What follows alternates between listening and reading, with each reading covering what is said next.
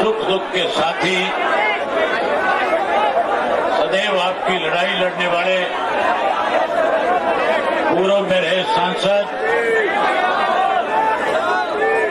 जयंत चौधरी जी, मंच पे मेरे साथ बैठे हुए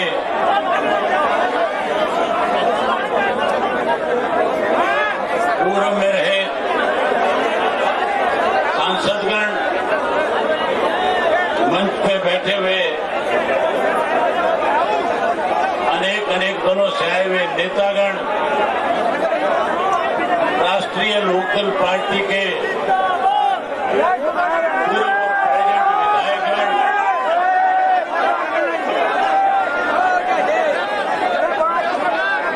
सम्मानित मंच, आज लाखों की संख्या में आए हुए मुजफ्फरनगर और आसपास के जिलों से मेरे आदरणीय बुजुर्गों, नौजवान साथियों, पत्रकार छायाकार दोस्तों, मैं सबसे पहले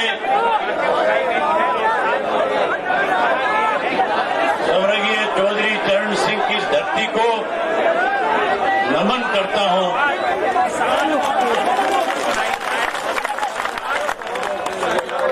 इस चौधरी चरण सिंह ने,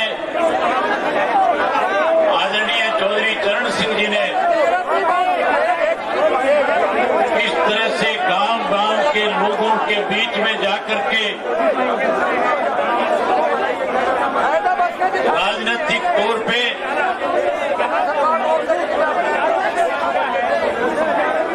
आप लोगों को संगठित करने का काम किया। आज साथियों, जहां इस देश के किसान नेताओं ने, जहां इस देश के कृषि से जुड़े हुए लोगों को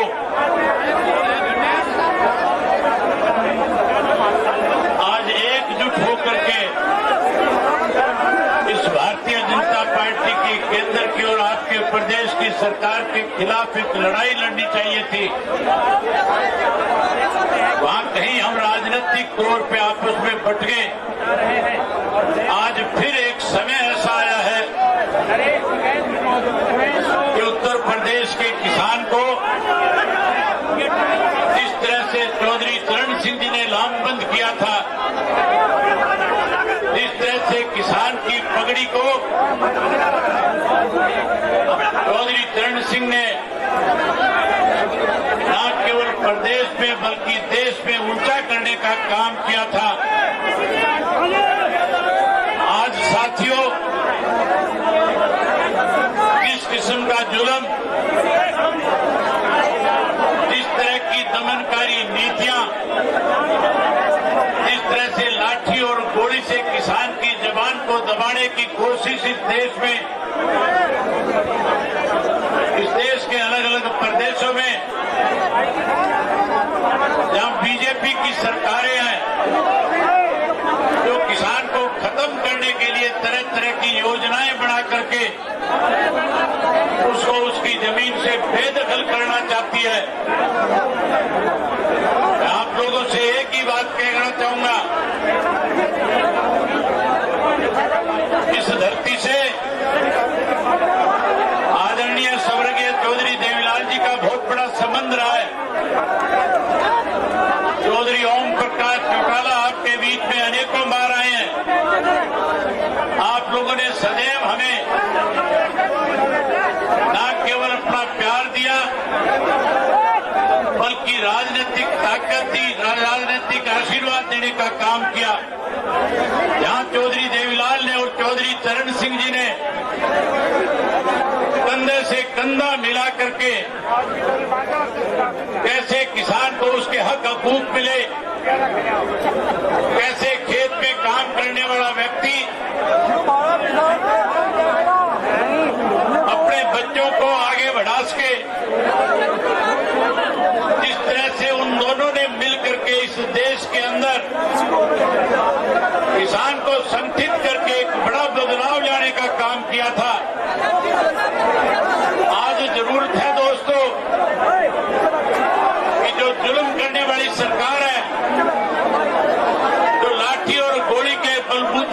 कहीं आपको कमजोर करना चाहती है, उसके खिलाफ जैसे आप आज अलामबंद हुए हो, उसी तरह मैं मंच पे बैठे हुए नेताओं से भी कहना चाहूंगा कि आप भी राजनीति से ऊपर उठ करके इस किसान की लड़ाई को लड़ने के लिए लामबंद होने का काम करो। अगर किसी भी नेता ने इन किसानों के नाम पे केवल राजनीति करने की कोशिश करी तो आने वाले लोकसभा और विधानसभा के चुनाव में उन लोगों को खामियाजा भुगतना पड़ेगा। इस ढंग से साथियों, जयंत चौधरी जी एक गरीब समाज में पैदा हुई बच्ची, जिसको ब्राह्मण समाज के लोगों ने न केवल उसके साथ घिनौना काम किया, कुकर्म किया, बल्कि जैसे उसके हाथ पैर तोड़ करके, जीभ काट करके जिस तरह का व्यवहार उन लोगों ने किया, जहां यूपी की सरकार को उन दरिंदों के खिलाफ सख्त कार्रवाई करनी चाहिए थी, जहां योगी की सरकार ने उनको सरेआम फांसी के फंदे पे चढ़ाना चाहिए था, फांसी के फंदे पे चढ़ाने की बजाय कहीं उन लोगों को सरकार बचाने का प्रयास कर रही थी। मैं बधाई देता हूं जयंत चौधरी जी को इस बात के लिए कि वो अपने हजारों साथियों को साथ लेकर के उस वाल्मीकि समाज की उस लड़की के मां बाप के आंसू पोंछने के लिए जहां उनके मिलने जा रहे थे, जहां उनको ये बताने जा रहे थे कि मैं उस परिवार का सदस्य हूं जिसने सदा किसान की, कमेरे की, गरीब की हिमायत करने का काम किया है, तो उनके राय रास्ते पे चलते हुए उस गरीब परिवार के आंसू पोंछने जब जा रहे थे, इस दरिंदगी के साथ उत्तर प्रदेश की पुलिस ने उनके ऊपर लाठियां बरसाई।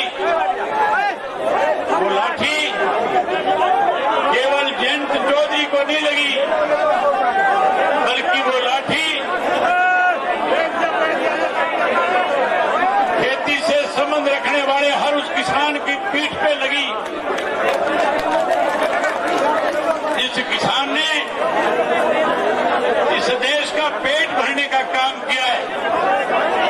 इस देश के अन्नदाता के साथ अगर कोई इस तरह की बदसलूकी करेगा तो फिर साथियों, इस सरकार का कैसे पतन हो, कैसे ये सरकार केंद्र से सत्ता से बाहर जाए। और मुझे कहना ये है, आज आदरणीय अखिलेश यादव जी ने मुझे आप सबके बीच ये संदेश देके भेजा है कि ये जो हमला चौधरी जयंत पे किया गया था हाथरस में, ये हमला केवल जयंत चौधरी के ऊपर हमला नहीं था, ये हमला उत्तर प्रदेश के किसानों के ऊपर हमला हुआ है, ये हमला उत्तर प्रदेश के नौजवानों पे हुआ है, ये हमला चौधरी चरण सिंह जी की विरासत पे हुआ है। और जब चौधरी चरण सिंह जी की विरासत पर हमला होगा तो हमारे नेता आदरणीय अखिलेश यादव जी चुप बैठने वाले नहीं है। और आदरणीय अखिलेश जी, हमारी समाजवादी पार्टी, चौधरी अजीत सिंह जी, भाई जयंत चौधरी जी, आपकी हर लड़ाई में हम लोग पूरी तरह से आपके साथ हैं। आदरणीय अखिलेश यादव जी ने आपके लिए संदेश दिया है कि पश्चिम के अपने बुजुर्गों से कहना, पश्चिम के नौजवानों से कहना कि हम लोगों ने जो चौधरी चरण सिंह जी की विरासत है, जिसको आदरणीय नेताजी ने चौधरी अजीत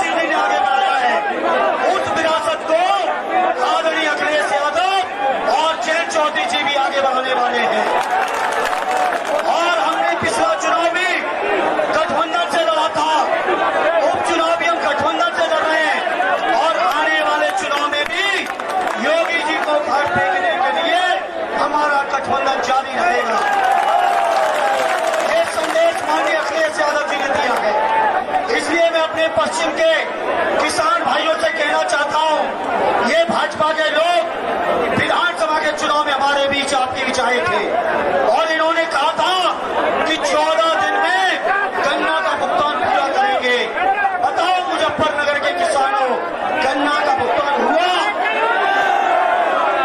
आज 14,000 करोड़ पत्रकार मित्रों, 14,000 करोड़ गन्ना किसानों का भुगतान बाकी है अकेले उत्तर प्रदेश के अंदर।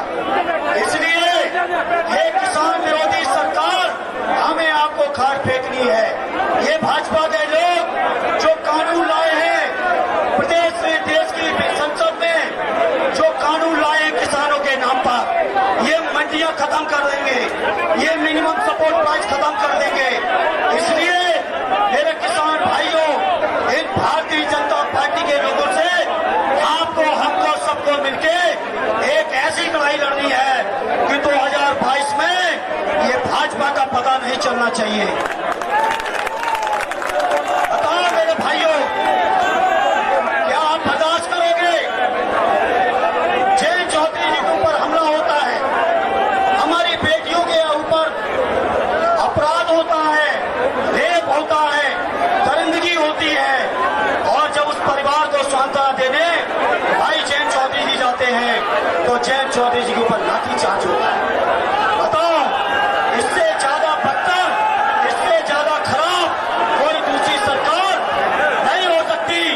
इसलिए हमें आपको सबको मिलके इस भारतीय जनता पार्टी की सरकार को उखाड़ फेंकना है और माननीय अखिलेश यादव जी और भाई जयंत चौधरी जी के हाथों को इतना मजबूत कर दो कि फिर किसी खाकी वाले की आपके बेटे की तरफ लाठी ना आ पाए। ये आपसे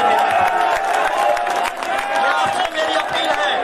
और हम समाजवादी पार्टी की ओर से, हम समाजवादी पार्टी की ओर से आपको भरोसा दिलाते हैं, जो चौधरी चरण सिंह जी ने इस देश के लिए, प्रदेश के लिए, किसानों के लिए, गरीबों के लिए जो सिद्धांत बनाए हैं, उन्हीं सिद्धांतों पर हम समाजवादी लोग आज भी कायम हैं। चौधरी अजीत सिंह जी, जयंत चौधरी जी भी कायम हैं। इसलिए हम चाहते हैं चौधरी साहब की जो शानदार विरासत रही, चौधरी साहब ने जो किसानों के इकट्ठा किया, चौधरी साहब ने जो देश के, प्रदेश के गरीबों, दलितों, पिछड़ों को एक किया है, उसी परंपरा को आगे निभाते हुए माननीय अखिलेश यादव और भाई जयंत चौधरी जी के हाथों को मजबूत कर दो। ये हमारी आप सबसे निवेदन है, अपील है, प्रार्थना है। और मैं आपसे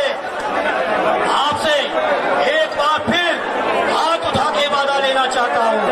पश्चिम के लोग जब हाथ उठाते हैं तो वो अपना वादा भूलते नहीं है। बताओ योगी की सरकार को उखाड़ोगे कि नहीं उखाड़ोगे? बताओ जयंत चौधरी जी के अपमान का बदला लोगे कि नहीं लोगे? बताओ इस सरकार को हटाओगे कि नहीं हटाओगे?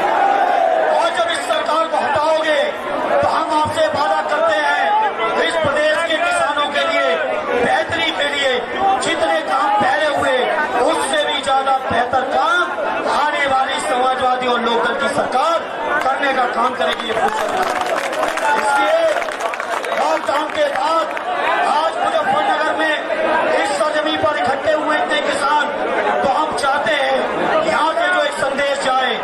अक्सर पूरब के लोग कहते थे कि राजनीति हम परिवर्तित करते हैं, लेकिन सुबह से हम चले हैं गाजियाबाद, हापुड़, मेरठ, बुलंद या मुजफ्फरनगर, अब मुझे लग रहा है इस बार परिवर्तन की शुरुआत पश्चिम के लोग करने वाले हैं। बताओ मुजफ्फरनगर के भाइयों, करोगे कि नहीं करोगे परिवर्तन? सरकार बदलोगे कि नहीं बदलोगे? भाई जयंत चौधरी जी और माननीय अखिलेश जी के हाथों को मजबूत करोगे कि नहीं करोगे? चौधरी साहब के सपने, जो सपने रहे हैं कि देश के अंदर जब तक किसान संपन्न नहीं होगा, देश संपन्न नहीं होगा, इसलिए मैं चाहता हूं चौधरी साहब के हाथों को मजबूत कर देना, अखिलेश यादव जी के हाथों को मजबूत कर देना, समाजवादी और बहुजन समाज के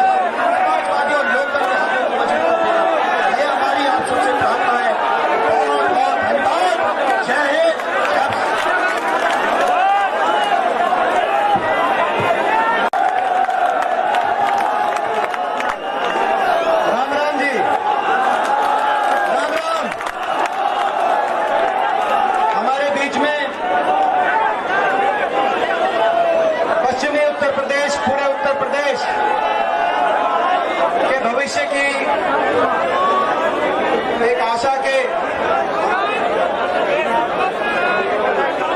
एक हमारे नौजवान जिन्होंने यहाँ आपकी आवाज बुलंद करने का काम किया है, जिनके दर्द में आज आप हम सब यहाँ पहुंचे हैं, हमारे भाई जयंत चौधरी जी, हमारे भाई समाजवादी पार्टी से बहुत लंबे समय मेरे साथ लोकसभा में रहे, बहुत लंबे समय लोकसभा में साथी रहे, बहुत प्रखर वक्ता है, लोकसभा में किसान की आवाज बुलंद करने का हमेशा जिनने काम किया, भाई धर्मेंद्र यादव जी हमारे बीच में, हमारे इस इलाके की एक ऐसी आवाज, एक ऐसा संघर्ष नौजवान जिन्होंने हमेशा किसान की, मजदूर की, इस इलाके की आवाज मुजफ्फरनगर से लेकर लखनऊ तक जिन्होंने पहुंचाने का काम किया, जिनका संघर्ष को मैंने देखा है, हमारे भाई पंकज मलिक जी हमारे बीच में हरियाणा से आए हैं, पूर्व केंद्रीय मंत्री, कई बार सांसद रहे लोकसभा में, कई बार हरियाणा विधानसभा में, और हुड्डा साहब के, चौधरी उपेंद्र सिंह हुड्डा जी के जो साथ कंधे से कंधा मिलाकर हरियाणा में जो संघर्ष शुरू हुआ है, जो संघर्ष जब तक वहां की सरकार हम नहीं पलटेंगे तब तक वो संघर्ष वहां पे जारी रहेगा। उस संघर्ष में जो साथ दे रहे हैं हमारे, आज आपके बीच में आए हैं हुड्डा साहब का संदेश लेके और अपनी बात, क्योंकि पुराना संबंध इनका इस परिवार से है, 3 पीढ़ी का संबंध इनका इस परिवार से है। पूर्व केंद्रीय मंत्री जयप्रकाश जी, जेपी जी, हमारे सहारनपुर से एक ऐसे नौजवान जिन्होंने वहां से इस योगी सरकार भाजपा के खिलाफ जो बिगुल बजाया, उस बिगुल जब बजता है सहारनपुर से तो उसकी आवाज लखनऊ तक, दिल्ली तक सुनाई देती है। हमारे भाई इमरान मसूद जी अलग अलग दलों से आज ये सर्वदलीय, सर्व जातीय, सर्वधर्मीय एक पंचायत, एक ऐसी पंचायत जो जिस तरीके की घटना घटित हुई, लोकतंत्र पे जो भारी प्रहार हुआ, वो जो हमला हुआ, जो लाठियां बरसाई गई, मैं पूछता हूं आपसे, क्या कसूर था मेरे भाई जयंत चौधरी का? क्या कसूर था? मैं आपसे पूछता हूं। और इसीलिए मैं आप सबसे कहना चाहता हूं, मुझे पता आप तकलीफ में, आप पसीना बहा रहे हैं, मगर एक भावना, भाई जयंत की क्या भावना है, मुझे विश्वास है जो ये पसीना बहा रहे हैं, आप आखिरी शब्द जो भाई जयंत के मुंह से निकलेगा, जो भावना उनके दिल में होगी, उस आखिरी शब्द के, उस संदेश को आप लेके जाएंगे, मुझे विश्वास है। मगर मैं एक बात आपको कहना चाहता हूं, आज इस रोष पंचायत में जो आप ये पसीना बहा रहे हैं, ये पसीना संघर्ष को रूप देगा। ये मानना ये पसीना नहीं, ये पसीने से नहीं नहा रहे, आप गंगा स्नान कर रहे हो, गंगा स्नान यहाँ पे कर रहे हो। क्या कसूर था? मैं पूछना चाहता हूं, मैं ये भी पूछना चाहता हूं, उत्तर प्रदेश में कैसा जंगल राज चल रहा है? यहां पर जो कोई अपराधी तो खुलेआम घूम रहे हैं, मगर जो पीड़ित है, उस पीड़ित के आंसू पोंछने अगर एक शरीफ नौजवान, कानून का पालन करने वाले नौजवान, आप सबकी आशाओं के प्रतीक ऐसे नौजवान वहां पे जाते हैं, अपराधी तो खुले घूम रहे हैं, मगर पीड़ित के आंसू पोंछने जो जाता है वो अपराधी बन जाता है, उस पे लाठियां बरसाई जाती हैं। और केवल जैन जी पे नहीं, इस बार आज ये जो महापंचायत है, प्रजातंत्र बचाओ, संविधान बचाओ, पूरे विपक्ष की आवाज को दबाने का प्रयास किया जा रहा है। पूरे उत्तर भारत में विपक्ष की आवाज को निशाने पे लिया जा रहा है। आपने देखा होगा 2 दिन पहले राहुल गांधी जी को भी धक्के मिले, प्रियंका गांधी जी के गरेबान तक उत्तर प्रदेश की पुलिस वहां पे पहुंची। मैं उनके साथ था उस दिन, मैं उनके साथ था, मेरे से भी धक्का मुक्की की और उसके बाद हमारे पे मुकदमे बना दिए गए। उसके बाद जैन जी गए, जैन जी पे जो जिस तरीके से जो घटित हुआ आपने देखा, वो जो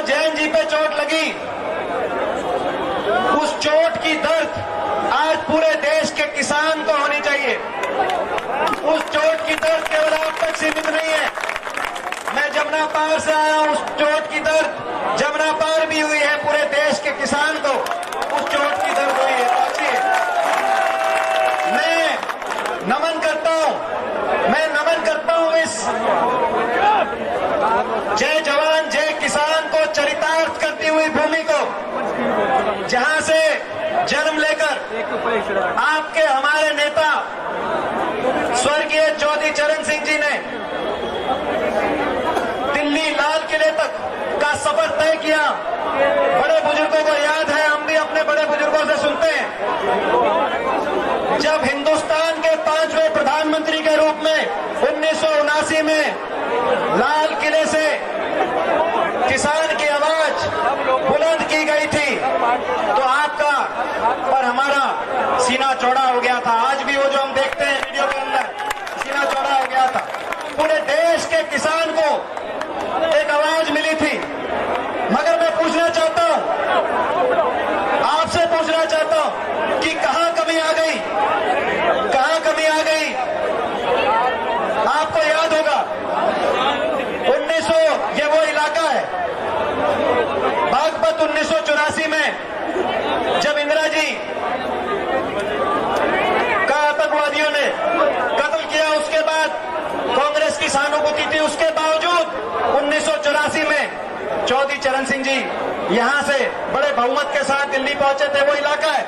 मगर कहां कमी आ गई जब 2014 में थोड़ी कसर रह गई। जैसे मैंने कहा, देश में मजबूत विपक्ष की आवाज को दबाने के लिए भारतीय जनता पार्टी के संघर्ष, जो कसर रह गई 2014 में, यहां से इस इलाके से, तो मैंने दिल्ली का नजारा मुझे नहीं भूलता। वो कोठी स्वर्गीय चौधरी चरण सिंह की कोठी, देश के 5वें प्रधानमंत्री की कोठी, उस कोठी को भारतीय जनता पार्टी ने, उस कोठी में से बाकी देश में बहुत से म्यूजियम बने हैं, संग्रहालय बने हैं, मगर क्या कसूर था? किसान की आवाज थे, देश की किसान की सर्वमान्य आवाज थे। राजस्थान, नागौर से लेकर और उड़ीसा तक किसान एक था, मगर इन भारतीय जनता पार्टी वालों ने आपकी आवाज को कमजोर किया है। किसान को धर्म पे और जाति पे बांटकर किसान की आवाज को, किसान के संघर्ष को दबाने का, कुचलने का काम किया है। आपको याद होगा दिल्ली का नजारा कि उस कोठी से मैं आज भी नहीं बोलता, जब सामान को बाहर लेके जाया गया, चौधरी चरण सिंह जी की कोठी थी, वहां से आपके दिल में दर्द होना चाहिए था, हमारे दिल में दर्द था। और इस बार भी 2019 में भी क्या हुआ? 2019 में भी निशाने पर रखा गया। पूरे उत्तर भारत में 14 में तो पहुंच गए थे धर्मेंद्र और हम, इस पूरे पश्चिमी उत्तर प्रदेश, हरियाणा, राजस्थान, गुजरात तक हम 2 ही सांसद थे उस समय, मगर 2019 के अंदर निशाने पर रखा गया। जैन जी को निशाने पर रखा गया, चौधरी अजीत सिंह जी को निशाने पर रखा गया, चौधरी भूपेंद्र सिंह हुड्डा जी को सोनीपत पर निशाने रखा गया, और मेरे को रोहतक से निशाने पर रखा गया। कहीं मशीन से, कहीं काबू नहीं आया तो बैलेट से, कैसे ना कैसे कर आपकी आवाज को दबाया जाए। 19 के अंदर भी वही भारतीय जनता पार्टी ने प्रयास किया। आपके सामने मैं जमुना पार से आया हूं, मेरी एक बात अपने काका ताऊ बड़े बुजुर्गों से कह के जाता हूं, आप मेरी एक बात याद रखना, उस बात को लिख के आप नोट कर लेना। अगर ये किसान एकजुट नहीं हुआ, किसान का संघर्ष एकजुट नहीं हुआ, और भारतीय जनता पार्टी वालों की तरफ से रणनीति के तहत धर्म और जाति पे यूं ही बढ़ते रहे, तो आने वाले समय में सड़क पे तो आप पिटोगे। आज आपने देखा हरियाणा में, कुरुक्षेत्र में, पिपली में 15 दिन पहले किसान संघर्ष में लाठीचार्ज किस तरीके से हुआ। आपने जयंत भाई के साथ वहां पर हाथरस में क्या हुआ वो भी देखा। सड़क पे तो आप पिटोगे और मंडी में आपकी फसल पिटेगी। मैं दोबारा कहता हूं, अगर एकजुट नहीं हुए, अगर किसान एकजुट नहीं हुआ तो सड़क पे तो आप पिटोगे और मंडी में आपकी फसल पिटेगी और कोई दम भी पिटोगे, थारी फसल भी पिटेगी और कोई आपको पूछने भी नहीं होगा, कोई पूछने वाला भी नहीं। इसीलिए ये जो कहा जयप्रकाश जी ने, मैं इनका बहुत सम्मान करता हूं, जो कहा धर्मेंद्र जी ने कि भाई जोश के साथ होश, एकजुटता से भारतीय जनता पार्टी से हमें लड़ाई लड़नी, होश के साथ लड़ाई लड़नी है। जोश, मैं अपने नौजवान भाइयों को देख रहा था, जोश है, भावना है, आपके दिल में चोट पहुंची है। और मैं ये भी आपको बताना चाहता हूं कि उस चोट में मैं अपनी तरफ से तो व्यक्तिगत रूप से आया ही हूं, क्योंकि हमारे इस परिवार के साथ 3 पीढ़ी के संबंध हैं। मेरे स्वर्गीय दादाजी चौधरी रणबीर सिंह जी का लंबा साथ, लोकसभा की बात हो, संसद की बात हो, स्वतंत्रता संग्राम की बात हो, अंग्रेजों से लड़ाई लड़ने की बात हो, लंबा साथ स्वर्गीय चौधरी चरण सिंह जी के साथ रहा। हुड्डा साहब का लंबा साथ चौधरी अजीत सिंह जी के साथ रहा। और आपने तो देखा होगा, आप देखते हो, परखते हो, जयंत को जहां जरूरत होती है, मैं आपसे पूछता हूं, वहां दीपेंद्र कहीं पीछे तो नहीं पाता भाई? एक साथ हमारा रहा है तो व्यक्तिगत रूप से भी हम आए, मगर हम सब मिलकर, भाई हमारे आदरणीय हरिंदर मलिक जी, हमारे भाई इमरान मसूद जी, हमारे हरियाणा से जयप्रकाश जी, हम लोग मिलकर कांग्रेस पार्टी की तरफ से भी, क्योंकि जो हो रहा है विपक्ष की आवाज को दबाने के लिए, भाजपा से लड़ाई लड़ने के लिए, उस भावना में हम सब साथ हैं। तो कांग्रेस पार्टी की तरफ से भी मैं, हमारी नेता प्रियंका गांधी जी के आदेश अनुसार यहाँ पे मैं आया हूँ, और मैं अपनी तरफ से उनका जो एक संदेश है वो भी आपके बीच में, उन्होंने संक्षिप्त में अपना जो भावना भरा संदेश रखा है। राष्ट्रीय लोकदल के नेता जयंत चौधरी जी पर यूपी पुलिस द्वारा किया गया यह व्यवहार बहुत ही निंदनीय है। विपक्ष पर इस तरह की हिंसा कतई बर्दाश्त नहीं होगी। ये यूपी सरकार के अहंकार और सरकार के अराजक हो जाने का सूचक है। शायद ये भूल गए कि हमारा देश एक लोकतंत्र है। जनता इन्हें ये याद दिलाएगी। प्रियंका जी की तरफ से संदेश है। तो हमारी पूरी कांग्रेस, हम उस लिहाज से भी आज यहाँ पे आपके बीच में पहुंचे। मैं आखिर में एक और बात कहता हूँ, जो भी संघर्ष की रूपरेखा बने, जोश के साथ होश, हम संविधान को मानने वाले, संविधान और प्रजातंत्र के नियमों का पालन करने वाले, संविधान पर जो मूल प्रति संविधान की है, जहां 14 लोग ड्राफ्टिंग कमेटी के जिनके दस्तखत है, जहां बाबा साहब भीमराव अंबेडकर, डॉक्टर राजेंद्र प्रसाद और नेहरू जी के हैं, वहां मेरे स्वर्गीय दादाजी, आप जानते हैं, चौधरी रणबीर सिंह हुड्डा जी के भी दस्तखत उस संविधान की मूल प्रति पे उन 14। तो हम संविधान को और प्रजातंत्र को मानने वाले व्यक्ति हैं, मगर संविधान और प्रजातंत्र की सीमाओं में रहकर जो संघर्ष, जैन जी जैसे भी संघर्ष की आवश्यकता पड़े, धर्मेंद्र जी, भारतीय जनता पार्टी और यूपी की ये सरकार, ये यूपी की अहंकारी सरकार, घमंडी सरकार, और जिस तरीके का बर्ताव किया, हाथरस से जो तस्वीरें आई, मैं तो पंजाब में किसान यात्रा में था, उन तस्वीरों ने दिल को दहलाने का काम किया। ये घमंड, और घमंड ऐसी चीज होती है, बाकी तो दुश्मन बाहर से हमला करता है, घमंड भीतर रह के मारता है। इनको घमंड ज्यादा हो गया है। घमंड तो रावण का भी नहीं चला था, ये जो घमंड इनके भीतर बढ़ गया है, घमंड भीतर रह के ही मारेगा। और घमंड की ज्वाला, वो ज्वाला ऐसी होती है, जो उसमें जलता है वो स्वयं भस्म हो जाता है। आज यहाँ से हम ऐलान करते हैं, सब इस संघर्ष में हम शामिल हैं। जैसी भी जिम्मेदारी लगेगी जमुना पार वालों की, आपके साथ पूरी तरीके से इस संघर्ष में, किसान के संघर्ष में, मान सम्मान के संघर्ष में, आपकी पगड़ी के संघर्ष में, हम कंधे से कंधा मिलाकर छोटे बड़े भाइयों की तरह आपके साथ शामिल हैं। जय हिंद, जय राम जी की, और भाई जय कांग्रेस पार्टी। साथियों,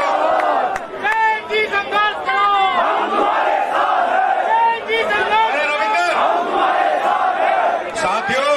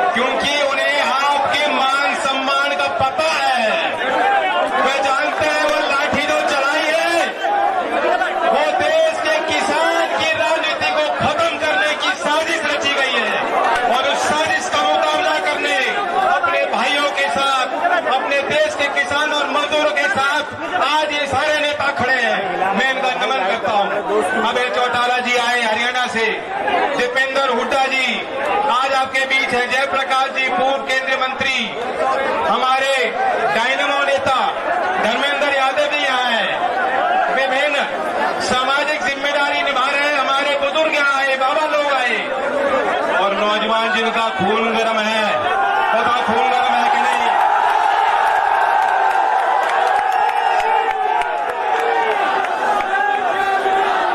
हमें ये याद रखना चाहिए, आज हमने मुजफ्फरनगर का स्थान क्यों चुना, क्योंकि मुजफ्फरनगर का इस क्षेत्र का अपना एक मिजाज है, अपना एक इतिहास है। बड़े बड़े बादशाहों को रास्ता बदलने के लिए आप लोगों ने मजबूर किया, अपने इतिहास को नहीं भुला सकते। बड़े बड़े आंदोलनों की शुरुआत आपने यहां से की, और जब जब लोकदल का कोई आंदोलन हुआ, जब जब उसकी अगुवाई या चौधरी चरण सिंह जी किया करते थे या चौधरी अजीत सिंह जी ने करी, बड़ी बड़ी पंचायतें यहां हुई, हमने कभी भी हिंसक नहीं होने दिया। ये नेतृत्व की जिम्मेदारी होती है। लेकिन कितना बड़ा दुर्भाग्य है, नेता का दिल बड़ा होना चाहिए। आज इस सूबे की बागडोर ऐसे लोगों के हाथ में चली गई जो किसान को देखते ही खौफ डर जाते हैं। वे चाहते हैं कि क्षेत्र का किसान उठ ना पाए, वे संगठित ना हो पाए। योगी जी, आपको याद होगा कैराना के चुनाव में मैंने एक बात कही थी। क्या बात कही थी? लड़के बता देंगे क्या बात थी।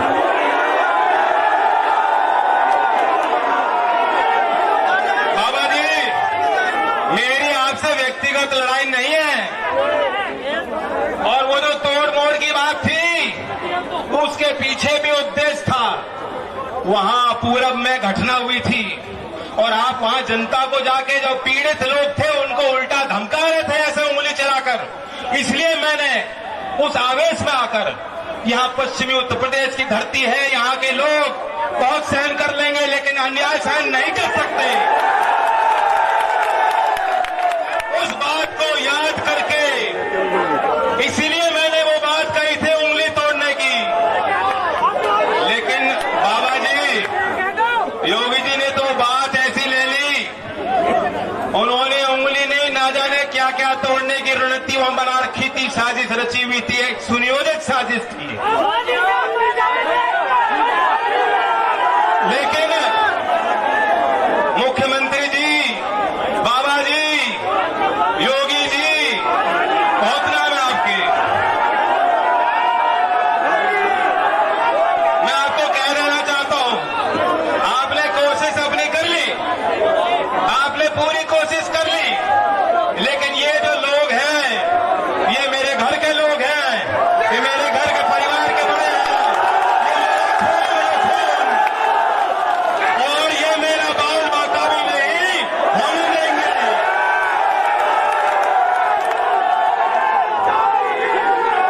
मैं ये भी साफ कह दूं, बात मेरी नहीं थी, हमारा उद्देश्य क्या था, क्यों हम वहां गए थे। चौधरी चरण सिंह जी ने हमें सिखाया था, उन्होंने आपको हाथ पकड़ के सिखाया था, किसी दबे कुचले के साथ, गरीब के साथ कभी कोई अन्याय सहन मत करना, उसके साथ खड़े होना। क्या दोष था? वहां कांग्रेस पार्टी का नेतृत्व गया, उनको रोका गया, बदतमीजी की गई। तृणमूल कांग्रेस के सांसद वहां गए, उनके साथ बदतमीजी बदसलूकी की गई। समाजवादी पार्टी के नेता गए, वहां गुंडों को तैयार करके उन पर पथराव कराया गया, और जो मेरे साथ हुआ वो तो देख लिया आपने।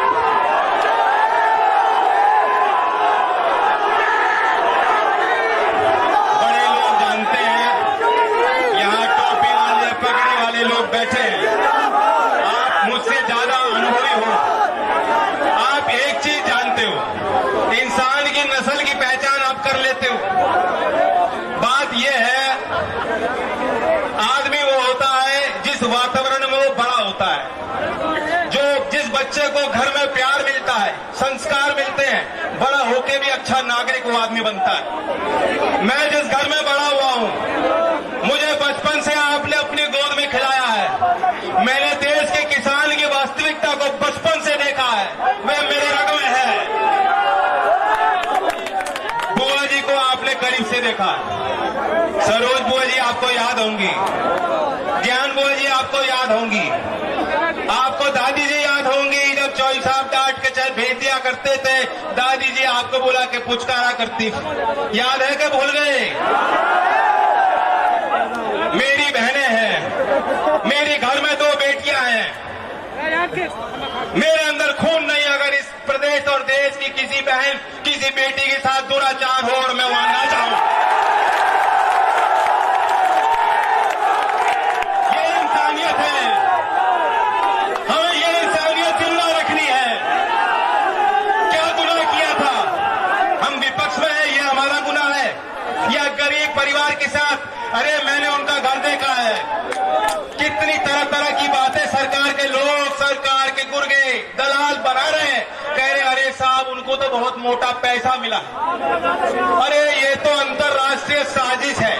उनके घर को आप जाके देखो, मैं तो आपको भी कहूंगा आप भी जरूर जाके देखना। बेहद गरीब परिवार है, उनके पास खोने को ना कुछ है ना कुछ पाने को है। जो कुछ उनकी थी चीज जिससे वो प्यार करते थे उसे छीन ली गई। और ये कौन से संस्कार होते हैं कि रात के अंधेरे में बिना पिताजी के, बिना माता जी के, बिना भाइयों के आप चिता को आग लगा दोगे, कहोगे ये तो हमारी मजबूरी थी। बताओ, यहाँ हिंदू मान्यता के भी लोग हैं, सब धर्मी लोग हैं, सब विचार के लोग हैं, लेकिन मैं पूछना चाहता हूँ, इतना ज्ञान तो सभी को है, चाहे आर्य समाजी हो चाहे कोई और। हम तो आर्य समाजी हैं, हमें मालूम है। क्या इस बात को ठीक मानते हो, वैध मानते हो?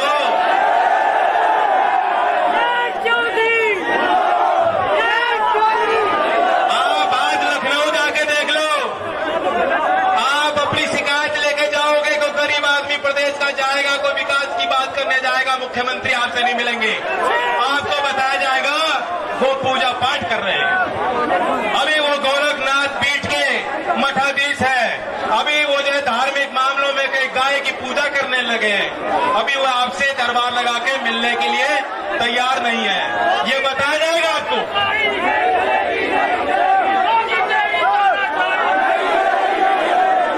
और वे आदमी जिसको धर्म का इतना ज्ञान हो, जिन्होंने वेद पढ़े हो, उन्हें ये नहीं मालूम कि रात के अंधेरे में चिता को आग लगाना कितना बड़ा पाप है। योगी जी को सारा मालूम है। ये सब इसलिए किया गया, रफा दफा किया गया, क्योंकि वह चाहते हैं कि दबाया जाए। वे नहीं चाहते, सच्चाई पे पर्दा डालना चाहते हैं, और कोई कारण नहीं है। आपको मालूम है, आंकड़ों को देखो, आंकड़े चौधरी साहब आपको सभा में बुला के देश की अर्थव्यवस्था, देश के तकनीकी पहलुओं पर आंकड़े दिया करते थे। इसलिए मैं आपको आंकड़े रखना चाह रहा हूं, इनके झूठ पे मत जाओ, ये इन्हीं के आंकड़े हैं। केंद्रीय गृह मंत्रालय ने अभी जो सूची दी है, अभी जो उन्होंने प्रतिवेदन दिया है, उसमें उन्होंने दर्ज किया है वर्ष 2019 में पूरे देश के सभी राज्यों में सबसे ज्यादा महिलाओं के विरुद्ध अपराध कहीं हुआ है, वो उत्तर प्रदेश में है। 59,853 मुकदमे दर्ज हैं। एक वर्ष 2019 में 3,065 रेप के मुकदमे दर्ज हैं। इनसे मुंह छुपाया नहीं जा सकता। अब सवाल ये है, अब जब ये मैं आंकड़े कहूंगा तो कोई भारतीय जनता पार्टी का कह देगा भाई ये तो हम क्या करें, ये तो संस्कार की बात है, ये तो संस्कार सुधारो, ये तो समाज को देखना है। यही तो कह रहे हैं, आपने देखा, ये कह रहे हैं ना कि समाज की बात। हाँ, समाज की बात। इसमें कानून का पालन भी होना चाहिए, इसमें पुलिस बल को हमें मजबूत भी करना चाहिए, उन्हें मुस्तैद भी होना होगा, समाज की भी बात। लेकिन मैं आपको बताऊं, माया त्यागी कांड याद है कि नहीं? लोगों के अंदर वहां उस समय विशेष चेतना जगाने का काम चौधरी चरण सिंह जी ने किया था, और लाखों लोग तब जेल गए थे। और कांड क्या था? कांड यही था जो इस लड़की के साथ हुआ, जो गरीब लड़की के साथ आज होगा। और अगर हम लोगों को वहां जाने से रोका जाएगा, अगर हम लोग समाज में चर्चा ही नहीं कर पाएंगे, तो कभी जो है उस तरह का व्यापी आंदोलन खड़ा ना हो पाए। ये उनकी मंशा है। योगी जी को रेप से दिक्कत नहीं है, रेप की चर्चा ना करो, ये आंकड़े दबा के रखो। योगी जी को रेप करने वाले से दिक्कत नहीं है, उनको साथ रखते हैं, उनको मंचों पे सुशोभित करते हैं। आपने देखा, भूलना मत, जो एक विधायक संघ था, पूरी सरकार जुटी थी उसे बचाने में, उनसे दिक्कत नहीं है। लेकिन अगर कोई कहेगा कि गलत हो रहा है, अन्याय हो रहा है, रेप क्यों हो रहे हैं, उसकी आवाज को दबाने का प्रयास योगी जी और पूरी इनकी सरकार और इनके दलाल करेंगे। ये है सुशासन। क्या ऐसी सरकार की रचना आप लोगों ने की थी? मैं अपने भाइयों से कह दूं, बहुत मार पड़ ली, बहुत मार पड़ ली, और तरीके तरीके से पड़ रही है। किसान बेहद दुखी है। गन्ने की बड़ी फसल यहाँ होती है, पैदावार होती है। आपको मालूम है, चौधरी अजीत सिंह जी ने सारी जितनी मिल है चौधरी साहब ने लगाई, और किसी ने नहीं लगाई। अब 6 साल हो गए मोदी जी को, और 3.5 साल हो गए योगी जी को। एक मिल छोड़ो, एक कोलू भी लगा हो, कोलू भी लगा तो बता दो। और वादे कितने किए थे, हांगकांग बना देंगे, पेरिस बना देंगे, लंदन बना देंगे, चीन हमारी तरफ देखेगा नहीं, पाकिस्तान का इलाज कर देंगे, सारी बात कही। इन्होंने कहा था स्वामीनाथन आयोग की रिपोर्ट को पहला हम निर्णय लेंगे, फैसला लेंगे, किसान के पक्ष में लेंगे, रिपोर्ट को लागू करेंगे। आज भी दावा करते हैं कि हमने एमएसपी का 50% मुनाफा किसान को दे दिया, बांट दिया किसानों। किसान की आय दुगनी होने जा रही है, दुगनी होने जा रही है। क्या 29 सितंबर 2019 को उत्तर प्रदेश की गन्ना मिलों में 4,942 करोड़ बकाया था। मैं ब्याज की नहीं कह रहा। और 29 सितंबर 2020 को, एक साल बाद, 8,500 करोड़ का बकाया है। अब बताओ, दुगने हो रहे हो या आधे हो रहे हो? और ये तब है जहां आपातकालीन स्थिति। मोदी जी कह रहे हैं, मोदी जी कि हमने आत्मनिर्भर पैकेज दे दिया, पता नहीं 10 लाख करोड़, 20 लाख करोड़, कितने पैसे बांटे, और आपके बट में कितने आए हो बता दो। और पूरा का पूरा गन्ना भुगतान भी अगर उसमें जोड़ लेते और एक कलम को चढ़ा करके ये 8,500 करोड़ किसानों के खातों में सीधा आपको पहुंचा देते, तो हम लोग भी यहाँ ताली बजाते कि मोदी जी आपने किसानों की रखवाली की। लेकिन ऐसा इनसे किया नहीं गया, उल्टा वार किया। हमारे पंजाब के अगर कोई साथी हो, हरियाणा के कुछ साथियों, मैं चाहता हूं उनके लिए आप विशेष ताली बजाओ कि वहां के किसान जिस तरीके से संगठित होकर लड़ रहे हैं, बहुत कुछ हमें उनसे सीखना है। और हमारे भाई 3 नए कानून लाए, नए कानून। कितने लोगों को पता है वो कानून क्या है, क्या नहीं पता है? नहीं पता, बहुत लोगों को नहीं पता। दावा ये है कि एक झटके में मोदी जी ने सारे बिचौलिए खत्म कर दिए। नहीं, बिचौलिए खत्म नहीं किए, वे तो जो आड़ती हैं, जो मंडी में बैठते थे, उन्हें कमजोर किया है और नए बिचौलिए खड़े कर दिए जो नौकरी करेंगे, और नौकरी करेंगे सिर्फ अदानी और अंबानी की। और 5 साल में जैसे रेल बिक रही है, जैसे एयर इंडिया बिकने जा रही है, सरकार बैंक बेच रही है, सरकार LIC बेचना चाहती है, 5 साल के अंदर ये मंडी में जब किसान जाएगा नहीं, उसके बाद कह देंगे वे मंडी में सरकार खरीद नहीं सकती। और सरकार खरीदेगी भी तो अंबानी और अदानी से खरीदेगी। MSP का फायदा एक भी किसान को देश में नहीं पहुंचेगा। और स्वामीनाथन आयोग की बात, मुंजी का क्या हाल है? मुंजी पिट गई।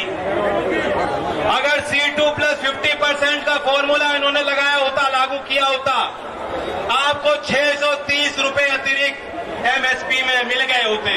आपको गेहूं के MSP में 225 रुपए प्रति क्विंटल अतिरिक्त सरकार द्वारा घोषित दाम होता। इन्होंने दिया नहीं, इन्होंने दिया नहीं। वो तो यही काम कर रहे हैं जैसे हमारा माइक कर रहा है।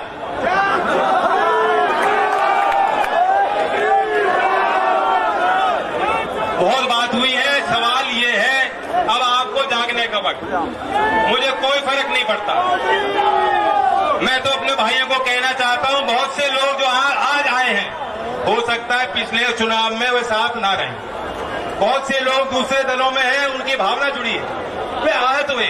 मुझे कर्नाटक, ओडिशा, विभिन्न राजनीतिक दलों के नेता और कार्यकर्ताओं के लगातार संपर्क हो रहे हैं, फोन हो रहे हैं, कह रहे हैं गलत हुआ, ये बहुत गलत परंपरा हो गई, आज तक कभी ऐसा हुआ नहीं।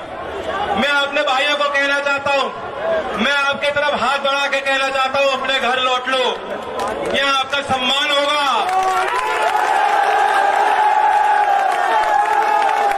मैं आपको आह्वान करने आया हूं, अभी कोई वोट का मसला नहीं है, अभी कोई वोट का मसला नहीं है, लेकिन अपने भाई की, अपने खून की पुकार सुन लो और अपने संगठन को मजबूत करो।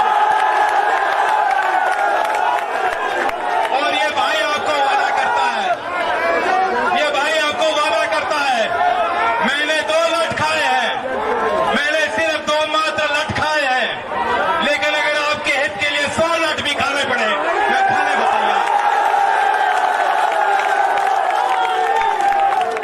लेकिन आप देख लो, चौधरी चरण सिंह जी का मंत्र याद रखो, एक हाथ लखनऊ और दिल्ली के कुर्सी पे रखो।